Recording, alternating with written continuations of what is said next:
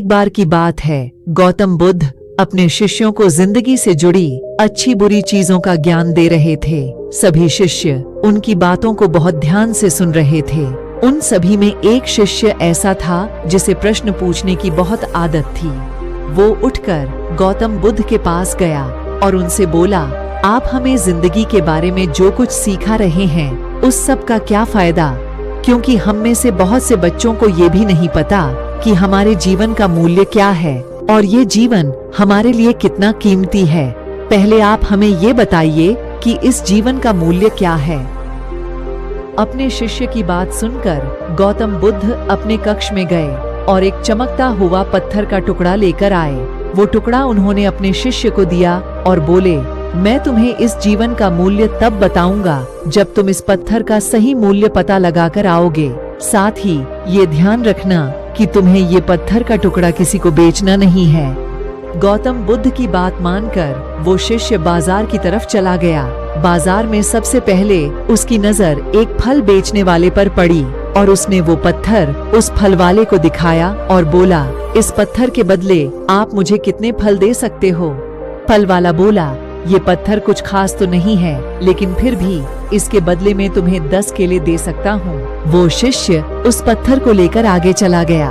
फिर उसे एक सब्जी वाला मिला। शिष्य ने उस सब्जी वाले से उस पत्थर की कीमत पूछी। सब्जी वाले ने उस पत्थर को ध्यान से देखा और बोला, इस पत्थर की कीमत के बदले में तुम्हें ज्यादा से ज्यादा एक बोरी भरकर सब्जियां दे सकता हूँ। इसके बाद वो शिष्य उस पत्थर को लेकर एक सोने के व्यापारी के पास गया। उस पत्थर के टुकड़े की चमक देखते ही उस सुनार ने उसकी कीमत 100 सोने के सिक्के लगाई। शिष्य ने वो टुकड़ा बेचने से मना किया तो वो सुनार उसके बदले 200 सोने के सिक्के देने को भी राजी हो गया, लेकिन शिष्य ने वो पत्थर नहीं बेचा। इसके बाद वो शिष्य एक हीरों के व्यापारी के पास गया और उनके सामने उसने वो पत्थर के टुकड़े को रख दिया। उस पत्थर को देखते ही हीरों के व्यापारी ने एक साफ कपड़ा बिछाया, उस पत्थर को उसके ऊपर रखा, फिर उसकी परिक्रमा की और हाथ जोड़कर उस पत्थर को कपड़े में लपेटते हुए वो बोला, तुम जिसे मामूली पत्थर समझकर उसकी कीमत पूछ रहे हो, असल में ये एक बेशकीमती रूबी है। ऐसा रूबी हर किसी को नहीं मिलता। मैं अगर अपना सब कुछ बेच भी दूं तो भी इसकी कीमत नहीं चुका सकता। उस व्यापारी की बातें सुनकर वो शिष्य हैरान हो गया।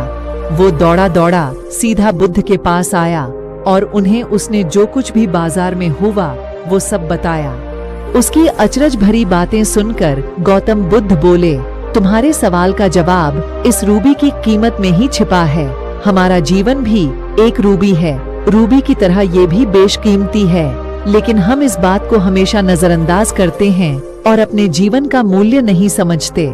हम दूसरों को देखकर और उनके जैसा जीवन जीने की कोशिश में अपने जीवन की कीमत को कम कर देते हैं। हम ये सोचते हैं कि हमारी जिंदगी की कीमत वही है जो दूसरे हमें बताते हैं, लेकिन ये बात हमेशा ध्यान रखना कि सामने वाला अपनी हैसियत, बुद्धि और अपनी समझ के हिसाब से तुम्हारी कीमत लगाता है।